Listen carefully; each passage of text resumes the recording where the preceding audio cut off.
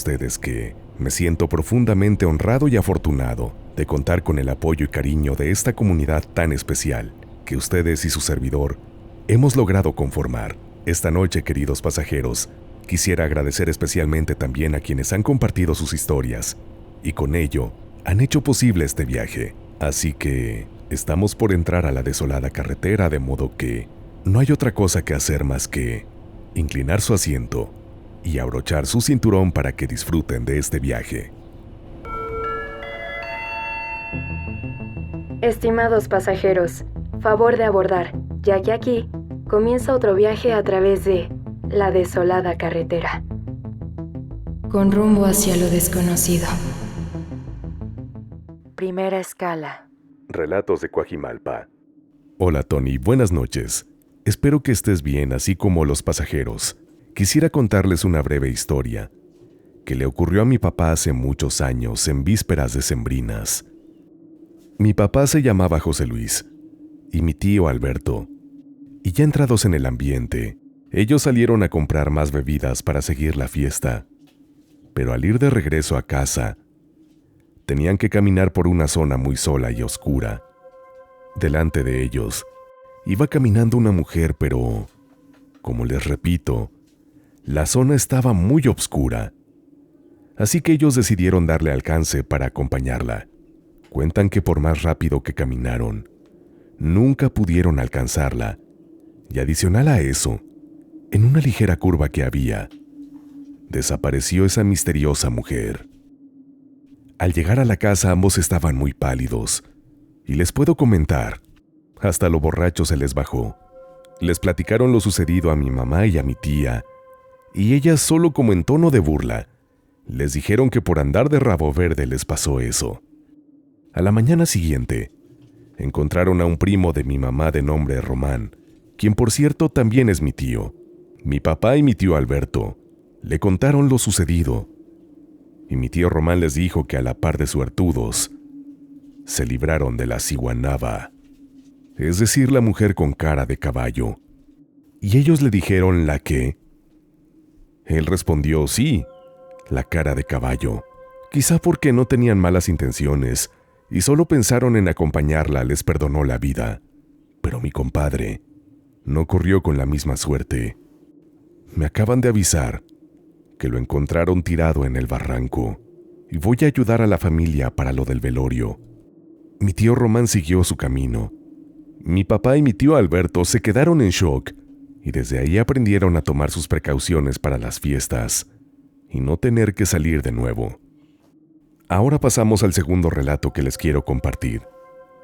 Esta pasó exactamente en el mismo lugar, Ahuautenco, Coajimalpa, CDMX. Y es una historia de más de 20 años atrás. Ese lugar en el que vivía cuando yo era niña era una zona rural, con pocos servicios. Para trasladarte tenías que caminar casi una hora para acercarte a carretera, para poder tomar algún camión. Era una noche de sábado. Lo recuerdo bien porque era cuando se reunía la familia. Mi tío Alberto, su esposa y su hija. Y nosotros, mi papá, mi mamá, mis dos hermanas y yo. Estábamos terminando de cenar, y mi tío invitó a mis papás a jugar baraja o juegos de mesa, ya que les gustaba mucho esta actividad. Ellos eran vecinos, pero su casa estaba en la parte de atrás del terreno. Entonces a los niños, es decir, a mi prima, a mis hermanas y a mí, nos dejaron en nuestra casa viendo televisión. Como les recuerdo, era una zona rural. Alrededor solo había oscuridad, árboles, y todo se veía tenebroso. Nuestra puerta principal estaba cerrada, pero por dentro teníamos una cortina de color blanco con dibujos azules.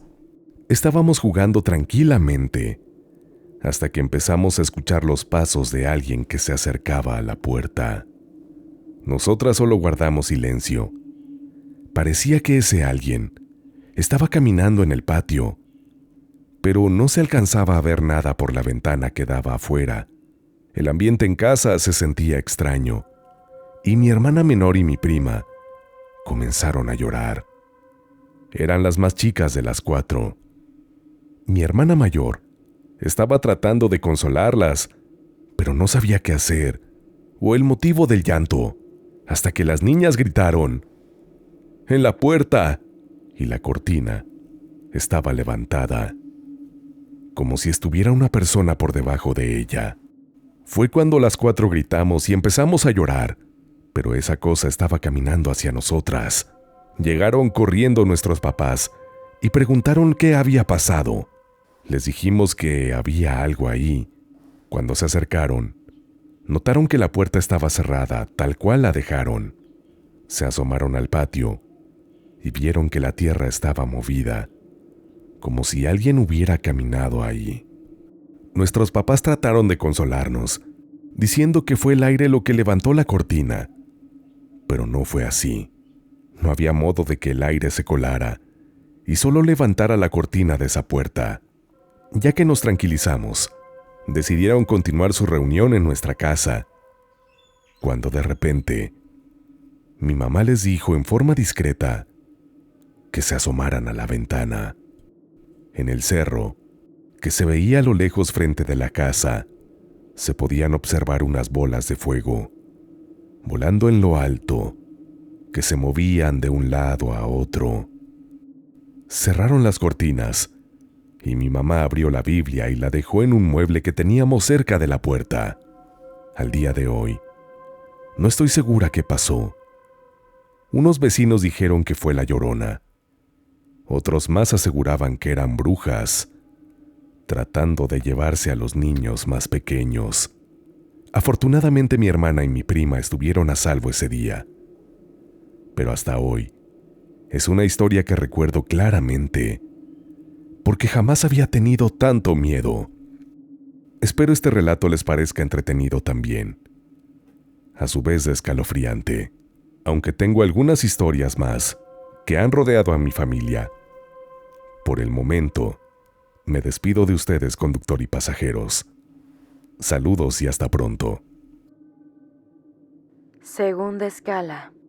La casa de mi tía. Hola, señor conductor y amigos de la desolada carretera.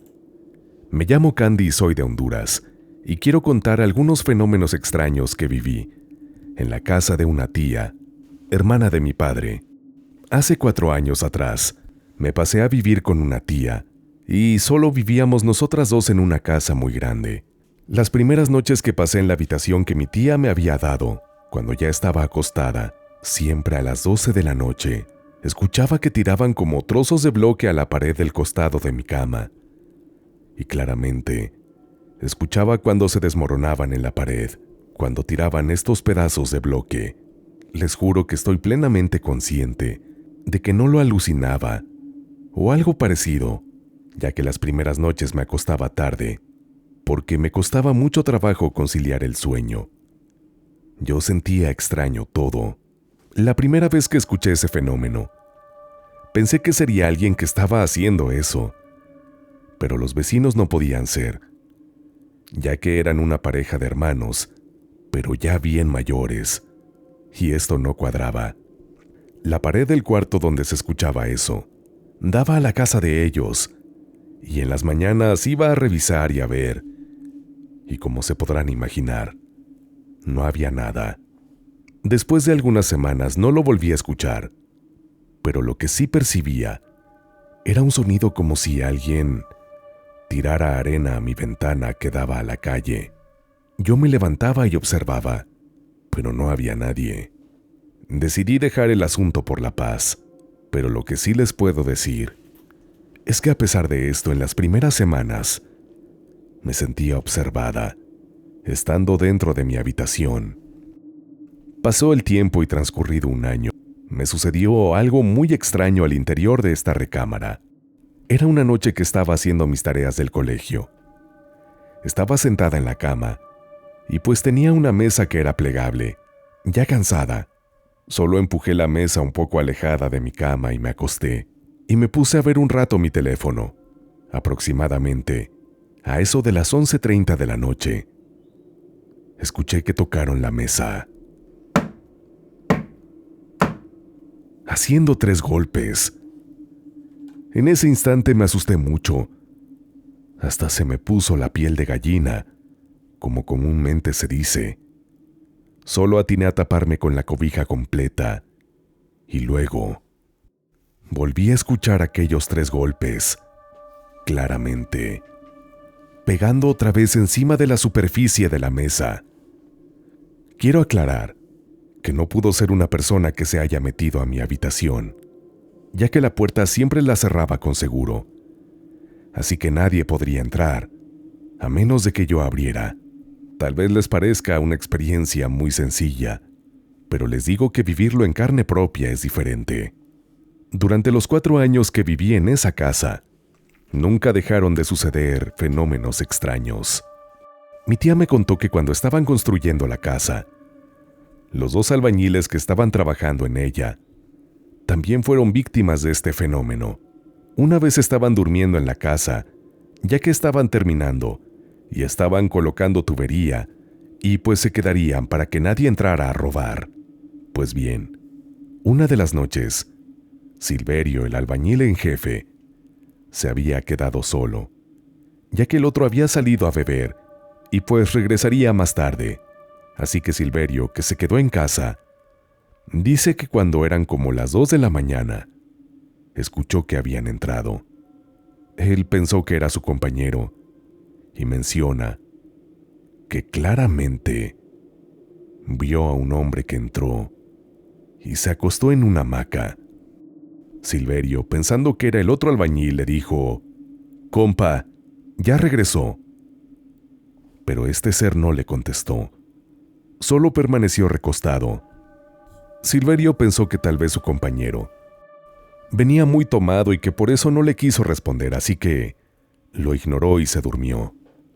Sin embargo, ya como a eso de las 5 de la mañana, llegó el compañero. Entró por la puerta y Silverio se quedó muy extrañado. Obviamente lo cuestionó si no había llegado antes, si hasta esa hora estaba regresando de su salida. El compañero le respondió que sí. Silverio entonces palideció, porque no supo quién era aquel misterioso hombre que había visto primero. En esa casa siguieron sucediendo fenómenos bastante extraños. En cierta ocasión, encontramos un cangrejo dentro de la habitación de mi abuelo, encima de su cama. Lo hicimos justo cuando regresamos de la iglesia. Esto nos pareció bastante extraño, ya que esta es una zona donde no existen esos animales. Cabe señalar que también espantaban a las gallinas y salían alborotadas corriendo alrededor de la casa. En la mañana revisábamos, pensando que alguien se las quería robar, pero todas estaban completas. Tampoco es que un animal les hiciera daño o algo parecido, pero como les comento, jamás nos desapareció una gallina. Tratando de darle alguna explicación para estos fenómenos, les puedo decir que la antigua dueña del solar donde se construyó la casa vivía enfrente, del otro lado de la calle, en una casita de tierra, y se dice que ella practicaba la magia negra. Muchas personas lo confirmaban, y algunas de ellas decían que hasta tenía la capacidad de convertirse en animal. Así que pienso que probablemente esto estaba ligado a todas las cosas extrañas que pasaban en la casa de mi tía. Muchas gracias por escuchar mi relato. Queridos pasajeros, espero que estén disfrutando mucho de este viaje, que esté resultando placentero y aterrador para todos ustedes.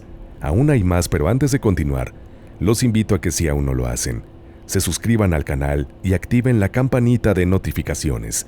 Esto es importante porque de esta manera estarán en condiciones de decir hashtag Yo Soy Pasajero. Recuerda que nos podemos conocer e interactuar a través de Instagram, en donde en esta red social me encuentras como LocuTonyMX. LocuTonyMX, me daría mucho gusto saludarte por allá. Y por favor comparte tu relato. Esto es de suma relevancia para que podamos seguir viajando a través de la desolada carretera. Lo espero en el correo midesoladoes@gmail.com. midesoladoes@gmail.com. De antemano, mil gracias. Y ahora sí, pasajeros, ha llegado el momento de conocer el desenlace de este viaje. Gracias por haberme acompañado esta noche. Tercera escala. Buenas noches, estimado conductor y pasajeros. Quiero comentarles que me gustó mucho cómo fue narrada en La desolada carretera mi relato anterior. Esta fue la historia del aeropuerto en Ciudad Juárez, y por lo mismo, quisiera compartirles algunos otros relatos que me han sucedido a lo largo de los años y que mis padres me han platicado también. Esta es mi primera historia. Hoy voy a compartirles un par de relatos que me han sorprendido sobremanera. Esto lo compartió conmigo mi mamá, que en paz descanse, y ahora yo se los hago llegar. El cono de helado.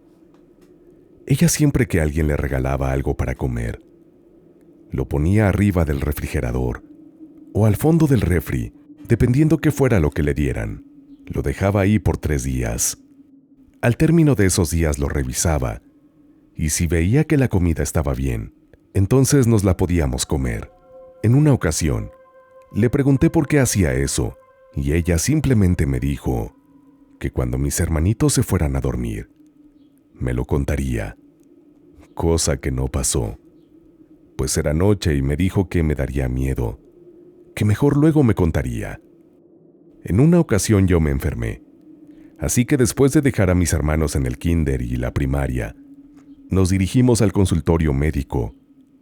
En lo que esperábamos, yo eventualmente, como toda una niña, empecé a jugar y a correr por todo el lugar, y lo único que mi mamá pensó que me tranquilizaría sería esa historia que tanto me llenaba de curiosidad.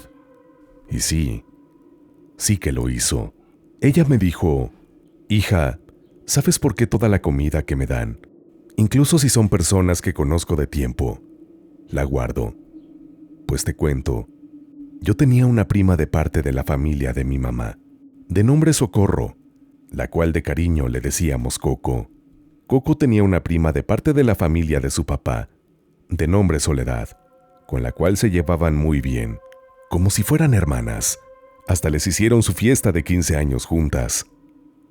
A la edad de 16, en aquellos años era normal que empezaran a conocer muchachos y hacerse novios a tan corta edad. Un buen día, cuando fueron juntas al mercado, Lucio, el hijo del carnicero, le empezó a hablar a Coco, lo que le dio coraje a Soledad, ya que a ella le gustaba Lucio, pero él ni caso le hacía. Un buen día, Soledad se dio cuenta que Socorro empezó a irse sola al mercado, y al notar que iba a ver a Lucio, le dio coraje, porque se enteró que eran novios. Ella le reclamó a su prima que por qué le quitaba a la persona que le gustaba. Socorro le dijo que no, que ella no sabía que a ella le gustaba Lucio, pero que este muchacho en verdad le gustaba, y no pensaba dejar de visitarlo para platicar. Su amistad y cariño empezó a verse afectado por esta situación, por lo que Soledad, un día, intentó coquetear con Lucio, pero cuando él le dijo que no estaba interesado en ella y que quería mucho a Coco, que hasta incluso estaba pensando en robársela, así decían antes para unirse sin casarse, Soledad se molestó demasiado, por lo que visitó a una de sus tías que decían hacía limpias y cosas de ese estilo, y de la nada, Soledad actuaba como si no hubiera pasado nada. Incluso hasta le pidió perdón a Coco. Ella se hizo de un novio también, y salían los 4 de paseo y hacían actividades juntos. Una vez, que ya parecían tan amigas como siempre, Soledad llegó con Coco y le dio un barquillo con helado. Empezaron a comérselo y a platicar como siempre, pero ese mismo día en la noche, Coco empezó con mucha fiebre y alucinaciones. Con sudoración extrema, la llevaron a varios médicos, pero al parecer no tenía nada. Le hicieron estudios, pero todo salía bien. Después de 2 semanas con sudoración extrema, fiebres y siempre estar en cama, una noche, Coco se levantó. Intentó hablar, Pero cuando abrió la boca, dice mi mamá que todos se sorprendieron, porque en lugar de palabras, escuchen esto, conductor y pasajeros, ella croaba como una rana. Algo que ninguno de los presentes podía creer. En ese momento, la abuela de mi mamá, la cual curaba de espanto y hacía limpias, dijo: «Ah, ya sé qué pasó con Coco. De seguro alguna hija de la algo le hizo. Pero ahorita mismo la voy a curar». Por 3 noches seguidas estuvieron la abuela de mi mamá y su tía María, mamá de Socorro, en el patio trasero de la casa, quemando hierbas, haciéndole oraciones, hasta que en la 4ª noche, Coco comenzó a vomitar, y cuando devolvió el estómago, dejó salir un líquido color negro, cuando de pronto entre comenzó a moverse algo. Y ese algo no era otra cosa que un sapo enorme. Socorro entonces volvió a hablar, pero ya no era la misma, pues mi mamá decía que ella actuaba como fuera de sí, y que siempre que veía a un hombre, les decía cosas como: «Eres un tonto, estás muy feo, lárgate, monstruo». La gente en la colonia la empezó a llamar loca, porque actuaba como si padeciera alguna enfermedad mental. Ya no escuchaba si le hablaban. Se salía de la casa sin que se dieran cuenta y vagaba por días hasta que la encontraban. Así siguió hasta que finalmente perdió la vida. Debido a lo que le pasó, ella nunca se casó, y el día de su muerte se salió de su casa y en la noche la encontraron. Ella estaba a la orilla del río hablando sola, a la nada. Estaba toda llena de tierra y llorando. La llevaron a casa, pero esa noche ya no la terminó. Me contó mi mamá que su tía le dijo que lo que decía cuando la encontraron en el río era: «Yo no me quiero ir contigo, ni te conozco. Salte de mi cabeza, no te quiero escuchar», al mismo tiempo que se daba golpes en la cabeza. En la casa de mi abuelita, contaba que la mamá de Socorro supo que fue Soledad la que había provocado aquel mal, porque cuando Coco se puso peor, ella dejó de visitarla y al tiempo se cambiaron de ciudad, sin alguna razón aparente, además de que lo último que Coco había comido esa vez, antes de que se pusiera mal, fue el barquillo de helado que le llevó Soledad. Y claro que sí, ella finalmente terminó casada con Lucio, la cubana. Así pasamos a la siguiente historia, conductor y pasajeros, y subescala de mis relatos. Esta también la compartió mi mamá conmigo. Me contó que aquel día le impactó intensamente este relato, porque esto le pasó a su mamá, es decir, a mi abuelita. Cuando ellos eran niños, mi abuelo fue soldado, y por lo mismo anduvieron por muchas partes. En uno de sus tantos viajes, llegaron a vivir a una vecindad, donde vivía una familia de cubanos, conformada por la mamá y 4 hijos, los cuales siempre hacían muchas travesuras, y la señora nunca les llamaba la atención. Por otro lado, mi abuelita, madre de 7 hijos, siempre les pegaba si se portaban mal, o hacía alguna travesura. En aquellos años era muy común que tus padres te educaran con la famosa chancla y el cinto. Así que mi mamá y sus hermanos trataban de portarse bien.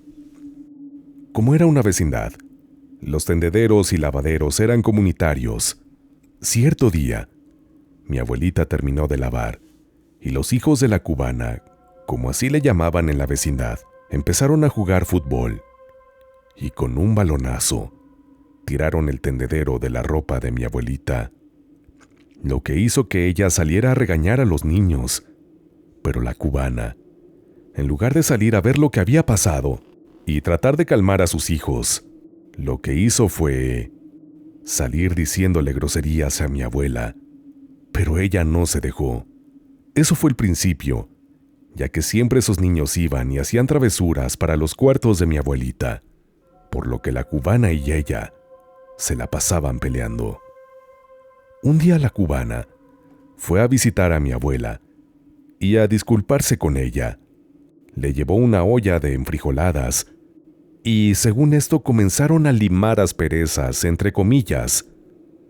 Lo digo entre comillas, porque esa noche mi abuela empezó con fiebres muy altas, lo que la hacían sudar mucho.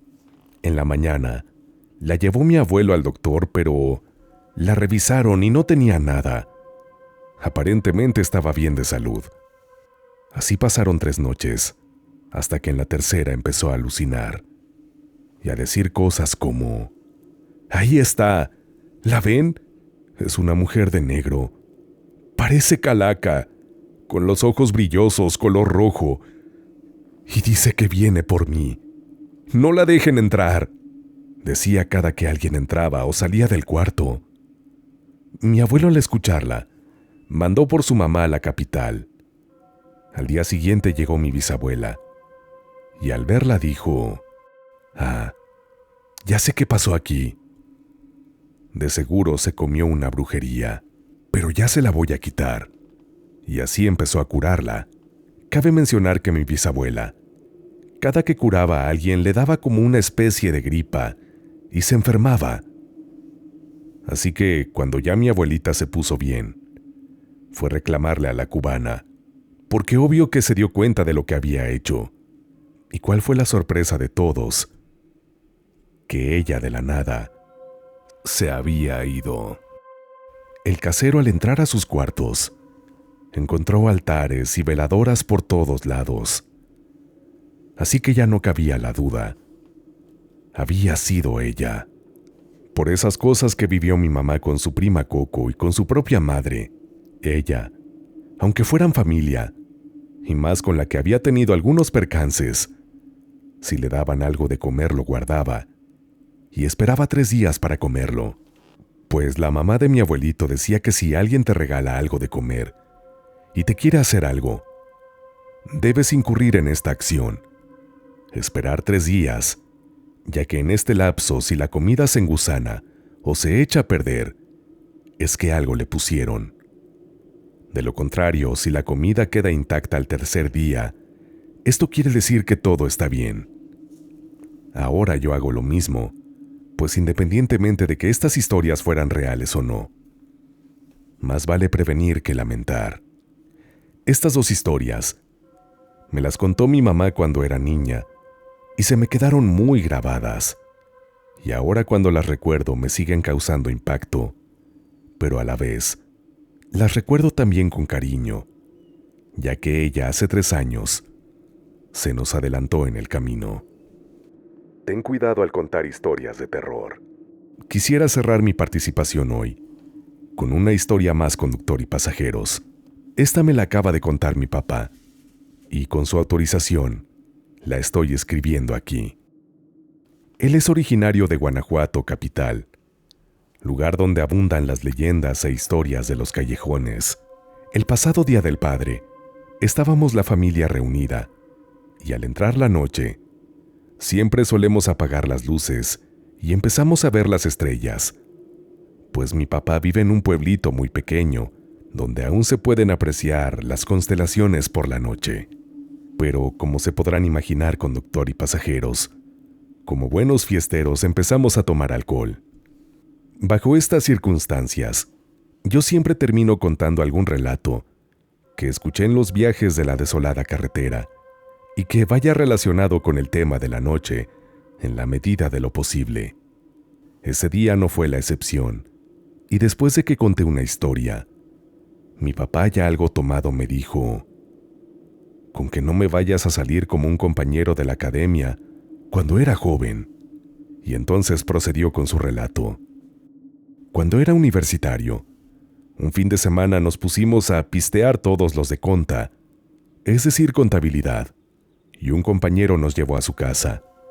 Y como ya saben que todo el centro de la ciudad de Guanajuato capital está lleno de casas muy antiguas, de la época colonial, y cuando la Santa Inquisición acechaba en México. Pues bien, la casa de este compañero de academia era una casa muy antigua, prosiguió mi papá. Ya todos muy borrachos, empezaron a contar historias de terror, cuando entonces en cierto punto el dueño de la casa les dijo: ¿quieren de verdad sentir terror? Entonces empezó a sacar el típico llavero antiguo de un solo aro y de metal, tal como si se tratara de la llave de una clásica película de terror. Acompáñenme, les dijo. Menciona a mi papá que salieron al patio y que vieron un cobertizo o cuarto de tiliches y entraron al fondo de este. Ahí había una pesada puerta, la cual abrió con esta particular llave. Prendió un quinqué, es decir, una lámpara de petróleo, y así empezaron a bajar y a bajar escaleras. Cuenta que de lo ebrios que estaban, no se les hizo raro tantas escaleras, y que entonces entraron al típico pasillo de piedra, con telarañas y oscuro, casi como si esta escena hubiera sido sacada también de una serie o película de terror. Continuaron avanzando, y mientras más lo hacían, de pronto empezaron a ver en las paredes cadenas, jaulas, grilletes, esposas, etc. Finalmente, llegaron al fondo, y en este se veía un esqueleto sentado, con las manos esposadas. Una de las chicas gritó de miedo y señaló a una pared, y ahí vieron unas manos esqueléticas colgadas, pero sin el resto de los huesos. Solo las manos hasta la articulación de los hombros. Fue cuando cayeron en cuenta de que lo que estaban viendo eran esqueletos reales y que no estaban en otro lugar más que en una mismísima celda de castigo o algo por el estilo. A todos les dio un miedo que hasta la borrachera se les bajó y salieron corriendo. En ese instante, solo se limitaron a decirle al que los bajó: «No mames, güey, ¿qué es esto?». A lo que él les respondió: «No me reclamen. Yo les pregunté si en verdad querían ver algo que les diera miedo».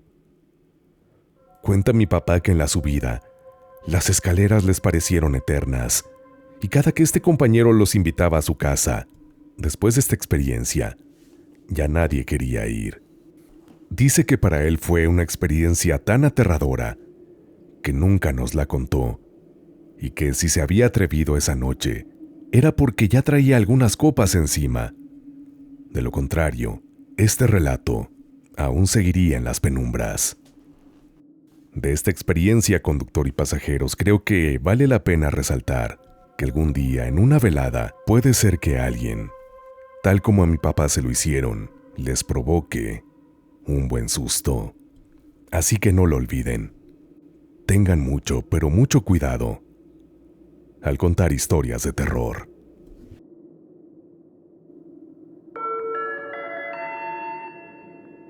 Estimados pasajeros, hemos llegado a nuestro destino.